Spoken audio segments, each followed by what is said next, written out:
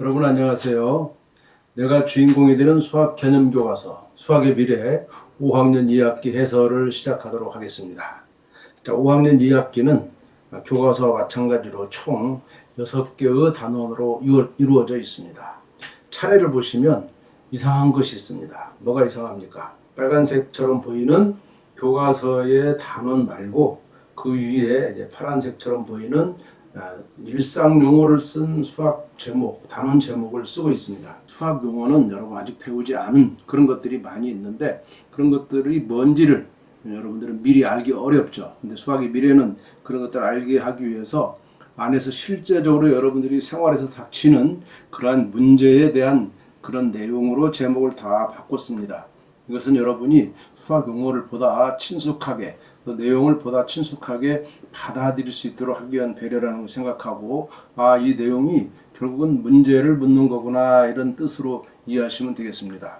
자, 그러면 이제 1단원부터 들어가 보죠. 자, 1단원은 텔레비전 프로그램의 15라는 표시는 무슨 뜻인가요? 많이 봤죠. 바로 그것을 다루는 것이 1단원인데 수학적으로는 수의 범위와 어리막이다 이렇게 얘기하고 있습니다. 그래서 우리가 일상에서 많이 쓰는 이상과 이하, 초과와 미만 이런 것들을 의미를 알고 수직선에 나타낸다든가 그것을 활용한 문제를 해결할 수 있는 자, 그 위에도 올림과 버림, 반올림 이런 것들을 이제 쓰게 되는데 이런 용어가 무슨 뜻인가 그리고 그것을 활용해서 어떤 문제를 해결할 수 있는가 이런 것을 보는 것이 첫 단원이 되겠습니다. 자, 수학의 미래는 다른 사람으로부터 특히 선생님으로부터 배우는 책이 아닙니다. 일방적으로 배우는 책이 아니고 이것은 자기 스스로 공부를 해낼 수 있는 정말 자기 주도적인 그러한 공부를 위한 책입니다. 자기 혼자서 해결할 수 있는 그러한 계기를 이걸 가지고 마련하는 것이 좋겠습니다. 많은 사람들이 배우지 않으면 못한다 생각하지만 수학의 미래는 할 수 있습니다. 그래서 어떻게 했느냐? 안에 들어가면 여러 가지 정치가 있는데 그것들을 보고 공부하고 특히 스스로 다짐하고 체크할 것들이 있어요. 자, 그러면 이게 매 단원마다 한 서너 가지 이런 체크사항이 있는데 자, 1단원에서 보면은 정확하고 빠른 것이 중요합니다. 정확하고 빠른 것이 중요하다는 말은 답을 내는 것이 중요하다 그런 뜻으로 이해할 수 있지만 그보다 더 중요한 것은 왜 그런지 답할 수 있어야 된다. 여러분도 어떤 일을 왜 그런지 모르고 하면 답답하죠. 마찬가지 수학 문제를 푸는데 그 수학 문제 답은 알겠어. 근데 그것이 왜 그런지 모르겠어. 그런 공부는 필요 없다 이겁니다. 그래서 항상 왜 그런지 여기에 답할 준비를 하는 것이 수학의 미래의 가장 중요한 핵심이고요. 또 설명하는 글을 쓸 때 다른 사람이 읽고 이해할 수 있도록 써봐라. 특히 서술형 문제를 쓰는데 자기는 다 알았어. 그래서 그냥 답만 쓴다든가 많은 과정을 생략하면 다른 사람이 이해할 수가 없습니다. 우리가 혼자 사는 세상이 아니고 함께 같이 가는 세상에서는 내 글을, 내 생각을 다른 사람에게 설명하는 게 대단히 중요한데 그래서 설명할 때는 다른 사람이 읽고 이해할 수 있도록 꼭 써보는 것 대단히 중요합니다. 그리고 이제 배운 내용을 그냥 문제 푸는 데만 사용하지 말고 어디에 사용할 수 있을지 그런 것을 곰곰 생각해 본다면 여러분들이 수학을 왜 공부하는지 보다 잘 이해할 수 있을 겁니다. 자, 수학의 미래는 그래서 개념 연결을 아주 중요시 여깁니다. 개념 연결을 뭐라고 표현했느냐? 꼬리에 꼬리를 무는 개념이다 그랬어요. 그럼 오늘 수의 범위와 어리막이 이것을 그냥 단독적으로 배우는 게 아니라 이전에 이런 것들을 어디서 했느냐 보니까 어리막이라는 것이 길이 재기도 했고 또 2학년 때 주로 많이 했네요. 또 이것만 있는 것이 아닙니다. 덧셈이나 뺄셈, 곱셈, 나눗셈 할 때도 어리막이 했어요. 그런 것들이 오늘 어리막이랑 무슨 관계가 있는가? 그리고 이후에 이제 6학년에 가면은 소수의 나눗셈에서도 이 반올림이라는 거 이런 겁니다. 반올림이 뭐냐? 대략적으로 어림하는 그런 값을 내는 것을 말하죠. 그래서 그런 것들이 연결되는 고리를 우리가 볼 수가 있는 겁니다. 자, 수학의 미래는 혼자 스스로 해야 되기 때문에 반드시 기억하기를 먼저 묻습니다. 이 기억하기는 내가 혼자 오늘 수의 범위와 어림하기를 내가 공부할 수 있느냐 그것을 스스로 확인할 수 있는 그러한 도구를 만들어 준 겁니다. 그래서 앞에서 했던 과정을 한번 되돌아볼 때 여기서 이 기억하기를 통해서 내가 옛날에 했던 것을 그걸 확인하는 의미만 있는 것이 아니라 그것을 오늘 배우는 것에 어떻게 연결할 수 있느냐 그런 것까지도 준비가 되어 있는지를 확인한 겁니다. 만약 그래서 기억하기 위해서 걸린다면 어떻게 해야 되겠습니까? 그냥 무시하고 넘어가는 것이 아니라 다시 그 학년으로 가서 거기를 복습하고 올라와야 됩니다. 그래서 이것을 가지고 있어야만 스스로 공부할 수 있고 오늘 5학년에서 원하는 이것을 내가 해낼 수 있다. 이런 생각으로 꼭 공부해 주기를 바라겠습니다. 자, 그러면 이제 수학의 미래의 가장 큰 특징 1번 다른 책에서 볼 수 없는 것 생각 열기입니다. 이 생각 열기는 바로 이어지는 두 번째 특징 개념 활용과 세트를 이루어서 생각 열기에서 여러분의 생각, 이 생각은 과거의 생각입니다. 내가 가지고 있는 생각, 이전에 배웠던 생각, 오늘 이 새로운 것을 배우기 위한 준비가 되어 있는가를 여러분에게 묻는 이런 생각에 충분한 시간을 내서 여기에 답을 내는데 이 답이 정답이 아닙니다. 여러분의 생각을 묻는 거기 때문에 생각을 내놓고 근데 여러분 생각이 많아요. 생각이 많은 생각을 딱 한 가지만 내놓지 말고 다양한 생각을 풀어놓고 그걸 가지고 이제 오늘 새로 배우는 것을 연결을 시키면 이 다음 개념 활용에 가서 개념을 스스로 정리할 수 있는 그런 능력이 생기는 겁니다. 그런 능력이 생기면 여러분은 남의 도움 없이 스스로 공부할 수 있는 그런 일이 벌어지는 겁니다. 말로만 듣던 그게 바로 자기주도적인 학습이라는 겁니다. 그 생각 열기 이거 정말 중요하고 생각 열기에서 여러분들은 자기 생각을 충분히 펼치기 바랍니다. 자, 그럼 첫 번째 생각 열기는 우리가 제목에서 봤던 텔레비전 프로그램의 15표시가 무슨 뜻인가? 한번 그 텔레비전 대화 4번에서 6번 그 대화를 보겠습니다. 저 엄마 텔레비전 봐도 돼요? 그랬어요. 그랬더니 텔레비전에 멋있는 프로가 나왔는 런닝맨이 나오네요. 그런데 15라고 써있어. 15. 이게 무슨 표시냐? 이거 근데 엄마가 뭐라 했냐? 강아, 너 이거 혼자 볼 수 없는 프로그램이야. 15라는 표시가 있잖아. 이게 무슨 표시입니까? 나이 표시입니다. 나이. 텔레비전에는 15도 있고 12도 있고 7도 있습니다. 19도 있고. 그래서 15라는 것은 15세, 즉 나이가 15살이 안 된 15세보다 작은 미만이란 말을 쓴 대로 미만 지금 배울 거지만 그런 말을 흔히 들어봤죠. 15살 안 되는 15세 미만의 학생은 이걸 볼 수 없다라는 겁니다. 그런 뜻으로 여러분들 일상에서 이것을 본 경험을 가지고 이제 오늘 배우는 거, 오늘은 이런 걸 배우는구나, 이번 1단원은 이런 걸 배우는구나 하는 것을 가지고 충분히 여러분 여기 질문에 답해 주기를 바라겠습니다. 자, 생각 열기 2번은 이겁니다. 2020년 우리나라 인구수는 대략 몇 명인가요? 대략 이렇게 봤어요. 그래서 2015년부터 2020년까지 연도별 인구수를 표로 나타냈어요. 첫 번째 질문이 뭐냐? 2018년, 2020년 인구수는 대략 몇 명이냐? 그랬더니 여러분 2018년에는 5,074만 6,659명입니다. 2020년에는 5,178만 579명입니다. 이렇게 말하지 않죠. 이렇게 말할 때는 따로 있지만 대략이니까 약 하면 여러분들이 그냥 5천만입니다. 이렇게 말할 수도 있어요. 그보다는 또 좀 더 정확하게 하면 5,100만입니다. 이렇게 말할 수도 있죠. 5,100만 명입니다. 2020년은 5,100만 좀 넘죠. 5,200만 명입니다. 이렇게 말하는 겁니다. 자, 이렇게 말하는 게 뭐냐? 왜 그렇게 말했냐? 5,074만 명은 왜 5,100만 명이라고 했느냐? 또 5,178만 명은 왜 5,200만 명이라고 했느냐? 그런 것들을 우리가 사용하는데 왜 이 인구를 이렇게 정확히 말하지 않고 대략 쓰느냐 하는 것은 여러분들이 이제 우리가 대화할 때 어느 정도의 수치가 필요한가에 따라 달라진다는 것을 경험하게 되는 것입니다. 자, 이 정도 우리가 두 가지를 배우고요. 세 번째 다른 책과 다른 차이점이 바로 표현하기라는 거 있습니다. 물론 네 번째 또 선생님 놀이가 있는데 이런 것들이 다른 책이 없어. 표현하기는 뭐냐? 이 표현하기는 우선 자기 스스로 여기서 배운 것을 정리해야 됩니다. 그 전에 여러분들은 다른 사람이 정리해놓은, 즉 책의 저자가 정리해놓은 그러한 박스, 개념 박스를 외웠어요. 그게 여러분 역할이 아니고 여러분 스스로 이 박스를 만들 수 있는 능력. 그래서 그 단원에서 배운 가장 중요한 개념 한두 가지를 정리하는 겁니다. 자, 수의 범위와 어리마기를 배웠습니다. 수의 범위에 대해서 한번 써봐라. 이상, 이하, 초과, 미만. 그리고 수직선에 표시해봐라. 수직선 표시하는 법 배웠죠. 이렇게. 이런 것들을 여러분 스스로 해내는 거. 그리고 이제 올림, 버림, 반올림 이렇게 어리마기 하는 것들을 스스로 나타내 보는 것. 이것이 정리하는 겁니다. 그리고 바로 이어서 개념 연결이 나옵니다. 개념 연결은 맨 처음에 나오는 기억하기와 더불어서 그때 했던 것을 다시 자기 스스로 해보는 건데, 길이 어림하는 거 2학년 때 했어요. 그런 것들을 가지고 길이 어림을 한 다음에 또 어림에서 덧셈하는 것도 했습니다. 그럴 때 오늘 풀의 길이를 어림해서 수의 범위를 했어.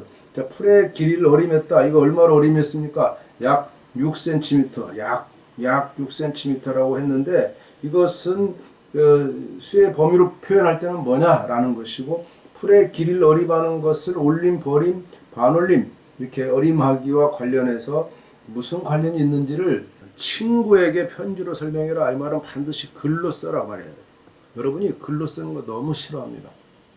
근데 수학 공부는 글로 쓰는 것과 두 번째 말로 설명하는 것, 이 두 가지가 가장 핵심인데, 글로 쓰는 거 싫어하고 말로 설명하는 거 싫어하고 그냥 답만 살짝 내는 것, 이거는 절대로 수학을 여러분이 잘할 수 없게 만드는 원인이 됩니다. 여러분을 망치는 그 방법을 너무 고심하면 안 되고, 그쪽으로 빠져들면 안 되고, 빨리 빠져나와서 글로 써서 친구에게 설명해요. 자, 친구가 없으니까 친구에게는 글로 자세히 설명해 줘야 돼. 그래서 글로 자세히 다른 사람의 친구가 알아들을 수 있도록 설명하는 게 대단히 중요하다, 그런 뜻입니다. 그리고 이 수학의 미래의 마지막 네 번째 특징 뭐냐? 선생님 놀이라. 선생님 놀이는 이것을 문제를 푸는, 이 문제는 똑같습니다. 두 개 문제가 있지만 이 문제를 여러분 과거에는 답만 맞히고 그냥 넘어갔어요. 근데 절대 안 됩니다. 선생님 놀이는 이것을 반드시 친구나 부모나 또는 다른 동생에게 이것을 설명해서 그 사람을 이해해야 돼. 그렇지 않으면 여러분은 수학을 제대로 이해한 게 아니다. 그리고 이걸 설명하다 보면은 여러분이 논리적으로 쫙 개념이 정리가 돼요. 그리고 내가 설명하다 보면 내가 이것을 완전히 이해했는지 부족한지 그런 걸 스스로 판단할 수 있어. 메타인지적인 생각을 할 수 있다, 그런 얘기입니다. 그래서 어떤 수를 1의 자리에서 반올림했더니 350이 됐다. 그러면 350이 되면 어떤 수가 어떤 범위냐 반올림했다라는 것은 진짜 5 이상 반올림하는 거죠. 그런 거니까 이 345 이상이니까 345는 까맣게 칠하고 355 미만이죠. 355. 하나, 둘, 셋, 넷. 355보다는 작은 요 사이에 있는 수를 말하는 겁니다. 이렇게 써야 되는데, 여러분 어떤 사람, 이런 사람이 있어. 345, 346 해가지고 354까지다. 이렇게 10개만 쓰면은 문제가 있습니다. 고민해야 돼. 이렇게 쓴 사람들이 있는데, 자, 이건 뭐가 틀릴까? 여러분에게 판단을 맡겨보도록 하겠습니다. 자, 이제 2단원 넘어갈까요? 2단원에서는 제목이 소 30마리에게서 짠 우유는 모두 몇 리터인가요? 해서 보니까 이 30이라는 것의 의미가 덧셈에도 의미가 있지만 곱셈의 의미도 있구나. 그래서 분수의 곱셈을 의미하는구나. 그래서 곱셈에 대해서 배우는구나 하는 것을 알 수가 있고, 그 다음에 이제 꼬리에 꼬리를 무는 개념으로 가니까 이번 단어는 분수의 곱셈을 배워. 근데 그러면 이전에 뭐 했나? 1학기 때는 분수의 덧셈과 뺄셈을 했어. 또 그걸 위해서 약분과 통분도 했어. 그래? 그러면 이 다음 내년엔 뭐 하냐? 분수의 나눗셈을 배우는구나. 이렇게 쫙 연결되는 거죠. 그러면 5학년 2학기에는 곱셈을 배우고 다음 학기에 이제 나눗셈 배우는구나. 이렇게 생각하고 여러분들이 공부해 가시면 되겠습니다. 생각력이 1번 보니까 소 30마리에게서 짠 우유는 모두 몇 리터인가요? 딱 나왔어요. 자, 3번을 보니까 산이가 친구들과 우유짜기 체험활동하러 목장에 갔어요. 목장에서는 우유를 젖소 한 마리당 2와 9분의 2리터씩 짤 수 있다. 그럼 젖소 2마리에게서는 우유를 짰다. 바다가 짠 우유는 몇 리터냐 그랬어요. 2마리. 또 한 마리에 2와 9분의 2니까 한 마리와 2분의 9. 또 한 마리가 2와 9분의 2니까 뭐 하면 돼요? 이거를 더하면 되겠죠. 자, 이렇게 하는 것은 분수의 덧셈으로 해결이 되고, 이것은 5학년 1학기 때 여러분이 공부한 거예요. 근데 오늘 우리 공부는 곱셈을 한단 말이야. 이것을 곱셈으로 표현이 될 수 있습니까? 그렇구나. 이것은 2와 9분의 2를 2번 곱하는구나. 근데 그러면 결국 표현은 이렇게 했지만 계산은 이렇게 하면 되죠. 그냥 덧셈으로. 이렇게 하는 겁니다. 그러면은, 근데 지금 여기 질문, 소 30마리니까, 그러면 2와 9분의 2, 이것이 30개 있어요. 2와 9분의 2, 2와 9분의 2 해가지고 계속 더해서 30번 더하면은 얼마냐, 이렇게 더하기 너무 힘들죠. 그래서 이것을 간단하게 2와 9분의 2 곱하기 30 이렇게 쓰고 싶죠. 이게 바로 이제 오늘 배우는 분수 곱하기 자연수를 여러분에게 설명하고 있는 거야. 아, 그걸 배우는구나. 그런데 뭐야, 이미 할 수 있어 없어? 덧셈을 해도 돼. 그렇지만 곱셈을 하는 게 더 좋아. 이런 것들을 배운다 그 말입니다. 자, 그 생각률 2번에 가볼까요? 이제 생각률 2번에 가보니까 이번에는 토마토 주스 3잔의 재료는 얼마인가요? 그래서 토마토 주스를 보니까 2번 문제네요. 2번 문제 보니까 토마토 주스 4잔을 만들기 위해서는 토마토가 2개 필요하고 물 5컵, 꿀 2분의 1 스푼이 필요하다. 자, 그 안에 들어가서 2번 문제 보니까 3잔을 만들려고 그래요. 이거는 4잔이야.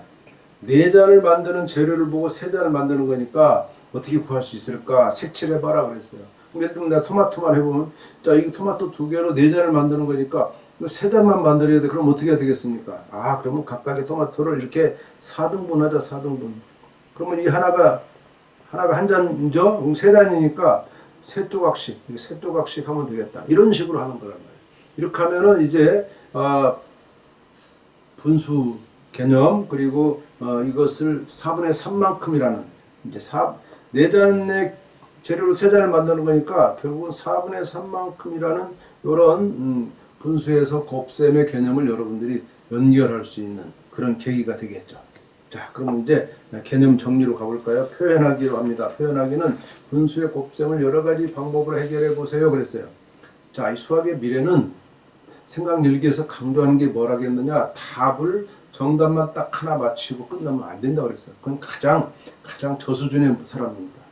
여러분이 수준 높은 사람이 되려면 답을 여러 가지 방법으로 해결할 수 있는 능력을 갖춰야 돼요. 곱셈, 분수의 곱셈. 여러분은 분수의 곱셈을 아마도 외웠다면, 공식을 외웠다면 어떻게 합니까?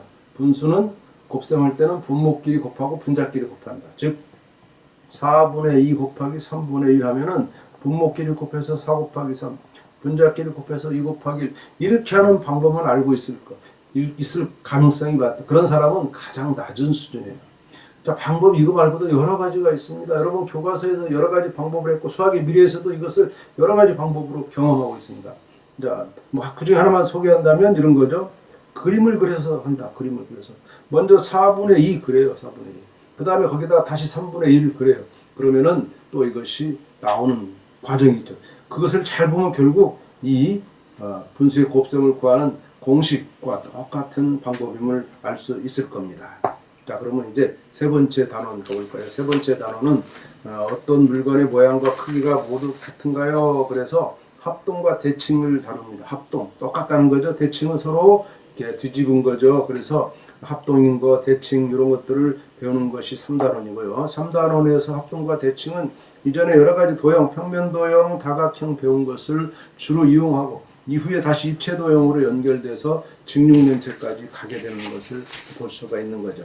자, 그러면 이제 3단원의 첫 번째 생각 열기. 생각 열기는 어떤 물건의 모양과 크기가 똑같은가요? 물건의 모양과 크기가 똑같다. 이런 거 있죠. 이것을 뭐라고 할 거냐. 앞으로 그런 걸 배우는 겁니다. 예를 들면 1번은 뭐하고 똑같냐? 12번과 똑같습니다. 똑같아. 자, 2번은 뭐랑 똑같냐? 같은 게 없네. 그쵸? 3번은 뭐랑 똑같아? 10번이랑 똑같아. 이런 것들. 5번은 보니까 19번하고 똑같아. 이렇게. 모양과 크기가 똑같다. 모양과 크기가. 이런 것들을 보는 겁니다. 같은 것끼리 짝을 찌어봐서. 이거 말고도 또 있죠. 이런 것들을 이제 이번 단에서는 배우는구나. 여러분 생각을 열고 짝 찌어보는 연습으로 충분하죠. 자, 이것만 배우는 게 아니라 5단원서는 생각 열기, 3단원에서는 생각 열기 2번 반으로 접었을 때 완전히 겹쳐지는 거. 이런 거를 여러분 이제 선 대칭 도형이다 이렇게 하는 걸 배우게 되는데, 예를 들면 사람은, 이 아이는 반으로 접으면은 똑같이 되지 않습니다. 머리 모양이 다르죠. 안 되고. 근데 나무는 딱 된 나무는 이런 겁니다. 또 예를 들면 크로버는 이렇게 반으로 접으면 될 것 같아. 근데 그것만 있는 게 아니라 이렇게 또 가로로도 돼. 만약 그것만 있는 게 아니라 이렇게 비스듬하게도 됩니다. 그래서 4가지나 또 있을 수 있어. 이런 것들을 그려봐서 찾아내는 것이 또 하나의 중요한 도형이고요. 마지막 세 번째 생각 열기에서는 서로 마주 보았을 때 똑같이 보이는 도형. 서로 마주 보았을 때 마주 보는 방향이 또 서로 똑같이 보여야 되니까 이것을 다른 사람 입장으로 보면은 180도 돌리는 거죠. 180도 돌렸을 때 똑같은 모양이 뭐가 있느냐, 그런 것들입니다. 예를 들면 이런 것들이 180도 돌리면 똑같아지는 거죠. 그래서 이런 모양을 찾는데 이것을 우리가 안에서는 점대칭 도형이다 이렇게 배우는 겁니다. 자, 그러면 선대칭 도형과 점대칭 도형 그리고 합동 이런 개념을 여러분이 배웠다면 마지막에 여러분 이 스스로 뜻과 성질을 정리하고 합동이 뭐라겠는가, 어떤 뜻인가 정리할 수 있어야 되고요. 그 다음에 점대칭 도형, 선대칭 도형인가 이런 것들을 정리할 수 있어야 됩니다. 그래서 이제 3단원을 이렇게 여러분이 마치면은 여러분들은 이제 개념을 스스로 정리하는 데까지 오게 된 겁니다.